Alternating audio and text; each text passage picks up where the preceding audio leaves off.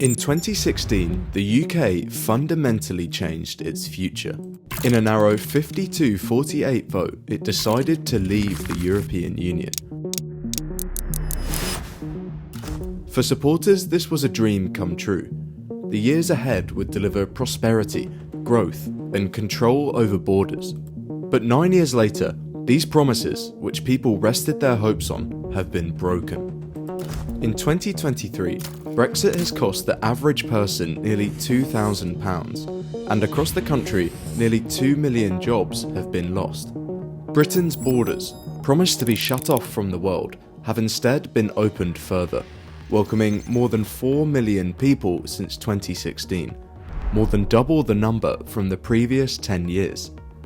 To most, the reality of Brexit's broken promises are all too clear. In January 2025, nearly half of everyone polled believed the EU should be the UK's main trading destination, as opposed to the US or China. This begs the question, why did we leave in the first place? Many still in favour of Brexit claim that the reason it hasn't worked so far is that it hasn't been done properly, or how they would do it. But it's hard to know what this actually means. There has never been a consistent view of what it should look like. Some wanted a regulation-free Singapore on Thames, and others wanted to put up protectionist walls and launch tariffs. Today, Europe's significance on the international stage is fading, and instead the United States and China are emerging as the global superpowers. In theory, the UK should be in an amazing position to seize these opportunities, but after almost a decade of failure, it seems increasingly unlikely that anything will happen to put this right, and talks have emerged about potentially rejoining. Across the country, only 13% of people think Brexit has been a success. So, could it ever have delivered on its promises, or was it always destined for failure? Since the 23rd of June 2016, Brexit has dominated the UK's landscape, splitting families in half and making for some tense Christmas dinners. But years later, those on both sides of the debate now have almost forgotten what it was like to be in the EU in the first place. Did we have it good, or were we lucky to escape when we did? To understand Brexit's modern impact on the UK, we need to explore why so many people wanted to leave in the first place. For Britain, scepticism toward Europe has deep roots. Unlike France or Germany, which viewed European integration as a peace project after World War II, Britain's ambitions often lay beyond the continent, shaped by its empire and island mentality. The sense of separation was further reinforced by the fact that Britain was never invaded during the war, strengthening its belief in sovereignty, that is, political and legal independence. Even after joining the European Economic Community in 1973, Britain's relationship with Europe remained transactional, focused on trade rather than shared political ideas, and mistrust ran deep. In 1975, Britain held its first referendum on EU membership, and while it voted to remain, anti-EU sentiment persisted. And by the late 1990s, this counterculture had gained serious momentum, led by figures like Nigel Farage and the UK Independence Party, which turned Euroscepticism into a mainstream political force. Their opposition largely centred around three key issues: economic sovereignty, control over borders, and national independence, concerns that were amplified by a fiercely Eurosceptic media. Often printing headlines like this: the infamous claim that the EU regulated the curvature of bananas. This may seem like a gimmick, but it fueled public scepticism and reinforced the idea that Brussels was imposing unnecessary rules on Britain.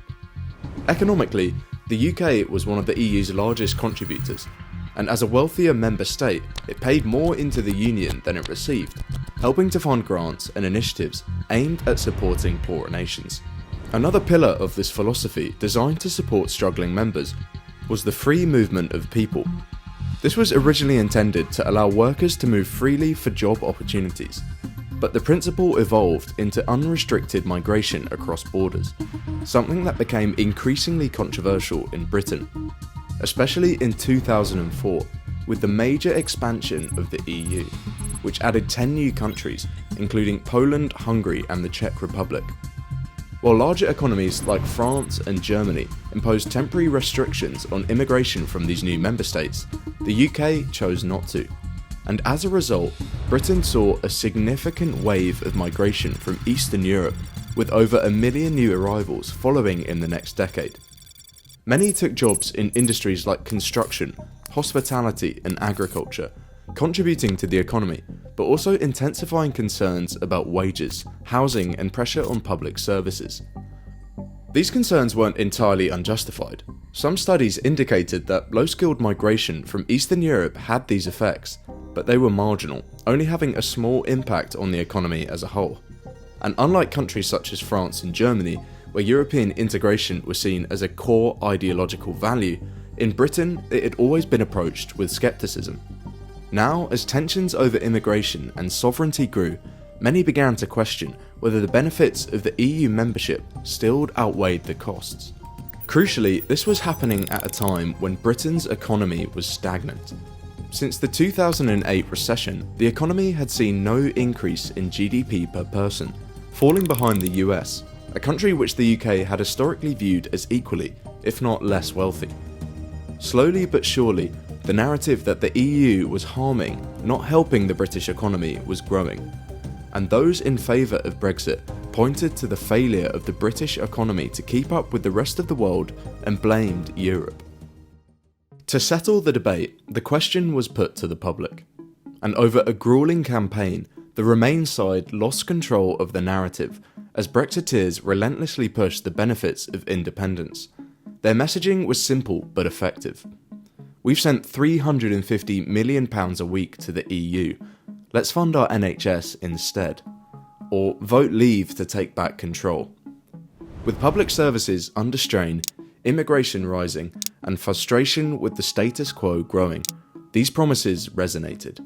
And on June 23, 2016, Britain delivered the now infamous verdict.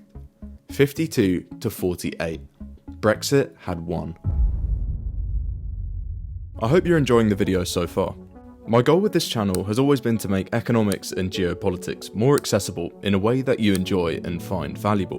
I recently discovered that 93% of those who watch our content aren't subscribed, and I hate to ask it and it isn't really my style, but it would be incredibly helpful for the channel if you subscribed and pushed the video into the algorithm. Thank you. Now let's take a look at the real impact of Brexit. Today, net migration is higher than ever. The economy is slowing, and the country's public services are on their knees. Nearly a decade on from the referendum, only 30% of the population view leaving the EU as the right decision. Brexit's promises are in ruins. Jobs lost, trade down, migration up. Even those who once cheered its victory ask, what did we do? At its core, Brexit had a fundamental weakness. There was never a consistent plan on what the British exit from the European Union would actually look like. There were a range of options. A hard Brexit, which would involve leaving all EU law and cutting all ties. A soft Brexit, which would have involved leaving the political union but remaining closely aligned with the EU economically. Or somewhere in between, the so-called Norway model. This would mean exiting full EU membership but joining the European Economic Area, which would allow access to the single market while retaining more policy independence. But even beyond these, there was still serious disagreement about how the UK should capitalise on the freedom that Brexit now offered. Some wanted to deregulate and liberalise, pursuing a Singapore-style model, while others favoured greater government involvement in UK industry, protecting agriculture and manufacturing jobs, with Trump-style tariffs in order to bring back UK jobs. The point is, the nation drove into a Brexit decision without really knowing what Brexit would look like. And the result? Britain wanted the best of both worlds. Freedom from the EU, but none of the downsides.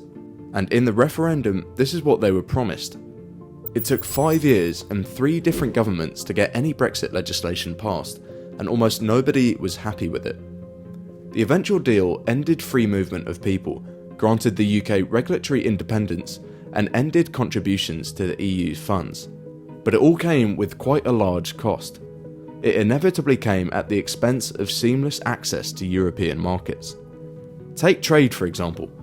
Following Brexit, the UK maintained the so-called free trade with the EU, with only one condition: British producers had to follow EU production rules. As Europe was Britain's biggest trading partner, this meant that most businesses would have to follow EU laws anyway, like they did before, but now with the added cost of time-consuming custom checks at borders. As a result, exports to the EU are now 11% below their pre-Brexit level, costing businesses close to £40 billion every year. For small businesses across the country, this has been catastrophic, and nowhere is this clearer than the UK's based fisheries. These were championed to be one of the big winners of Brexit. Campaigners claimed that now freed from EU quotas, British fishermen would now regain control over their waters, allowing profits to soar. But instead, the opposite has happened. Selling to the EU now requires navigating a sea of red tape and custom regulations, making it practically impossible to sell to European markets. And in the month following Brexit, seafood exports to the EU fell by 83%. For those in favour of Brexit, there is of course a counter-argument. All these costs would be offset, as the UK would now be able to secure trade deals with other major economies, ones which the EU was stopping them from doing. But the few deals which did materialise have had a tiny impact. In 2023, a trade deal with Australia was reached, removing £4.3 billion of tariffs on exports, making it cheaper to sell products like Scotch whisky and ceramics in Australia. The new deal was touted as a great success of Brexit, with commentators claiming that the UK was using its newfound independence to seek out trade deals. In reality, the impact of this deal has been tiny, and this so-called historic agreement has only raised UK GDP by 0.08%, not even a dent in the losses Brexit had already made. The image portrayed by Leave campaigns was that of global Britain, a callback to the days of the Empire, where the UK would once again emerge as a leading force of trade amongst the world, unchained by the troublesome EU. But this simply hasn't happened. This isn't only due to political failure.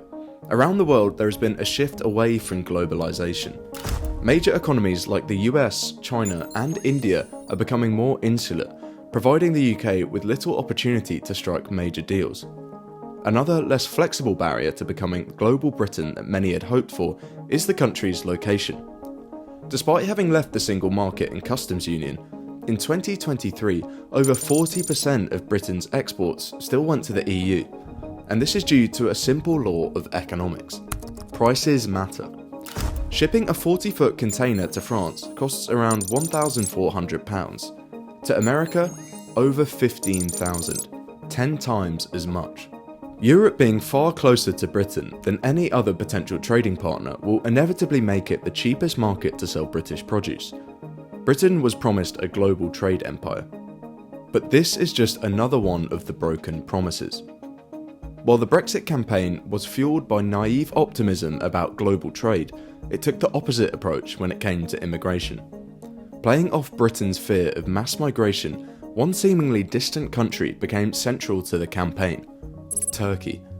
Located on the opposite side of Europe, over 2,000 miles away, you may be wondering what the relevance of this is. Well, by 2014, the country was pushing hard to become a full member of the EU, and if it were to become a member, it would have access not only to free trade, but also to free movement of people. Stories began to break, stating that when Turkey joins the EU, British borders would be open to 77 million migrants, claiming that the only way for Britain to avoid this mass migration was to leave the EU while they had the chance. This was coming at a time when only 30% believed that migration was positive for the economy. In the end, Turkey never joined the EU, but by that point the damage had already been done. Fear of mass migration had taken hold of the British public, and stories of migrant grooming gangs and sensationalist headlines about overwhelmed public services dominated the media landscape. And as a result, by 2015, 71% of people in the UK considered migration to be the most important issue facing the country, ahead of things like the economy, the NHS and the environment. Brexiteers placed the blame on one institution: the European Union. The argument was simple. The free movement of people with the EU and Britain meant that it didn't have control over its own borders, and therefore would never be able to bring migration numbers down. But what has happened since has been a complete betrayal of the promises made to the public, as instead of controlling immigration, what has happened has been exactly the opposite. Migration into the UK hit record highs in 2023, with 1.2 million people coming into the country. For reference, that means around 2% of today's population arrived in a single year. Instead of putting a lid on migration, leaving the EU has opened the door even wider, allowing record numbers to enter. When it comes to the broken promises, immigration is no exception. The referendum infamously had politicians and the media using every cheap trick in the book, and the stakes for politicians on both sides of the vote were exceptionally high. The outcome made the careers of some and broke that of others. And as the campaign went on, leaders went further and further in their attempts to argue their case, often sacrificing the truth for a shock factor. Both sides were guilty of this. The Remainers claimed that leaving the EU would trigger a year-long recession and cost nearly 1 million jobs within 2 years. This never happened. Brexit may have slowed the British growth, but it didn't come to pushing the economy into a full-blown recession. Certainly a misleading promise, but in response the Brexiteers went a step further. During the most intense months of the build-up, the Vote Leave campaign paid for a now infamous advertisement to be plastered across buses in the UK. We send the EU £350 million a month. Let's fund our NHS instead. Exactly how the campaign got this number is unclear, but one thing is certain, the maths just doesn't add up. While the UK did send £350 million a week to the EU, it received a large fraction of this back in rebates, anywhere from 200 to 250 million, making the actual cost of membership close to 150 million a week. By no means an insignificant sum, but much smaller than what had been promised. To make matters worse, leaving the EU is costing the British government vast amounts. The settlement agreement alone is projected to cost upwards of £30 billion, and this isn't including an estimated £140 billion of economic value lost due to Brexit.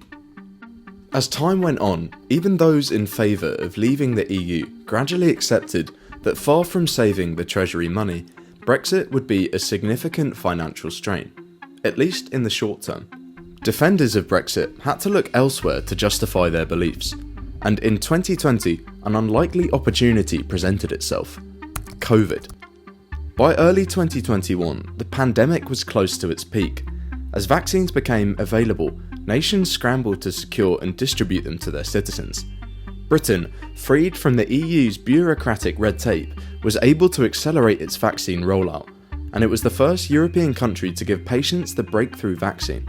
And by March of 2021, the results were showing.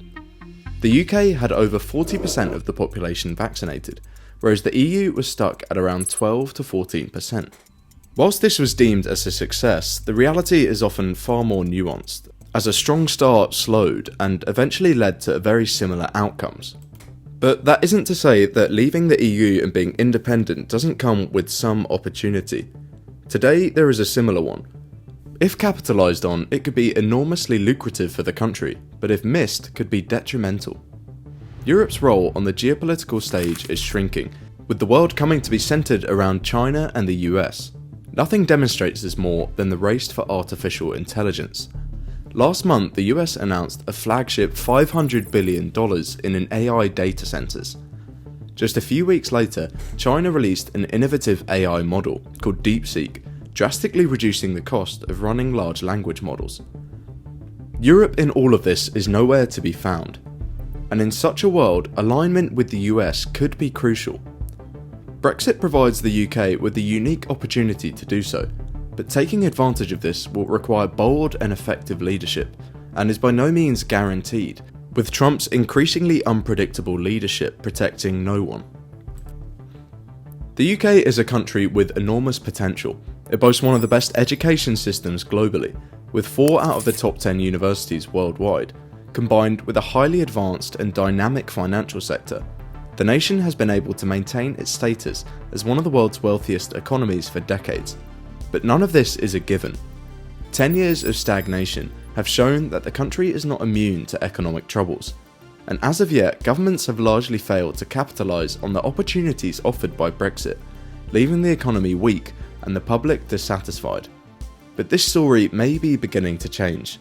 The latest government has unveiled plans to link Cambridge, Oxford and London, creating a tech corridor dubbed the London Silicon Valley. And after an abundance of missed opportunities, this project promises to finally capitalise on post-Brexit opportunities, cutting red tape, leveraging new regulatory freedoms and encouraging foreign investment. Only time will tell whether today's government will be able to reverse the story of Brexit. From one broken promise to the promise of progress.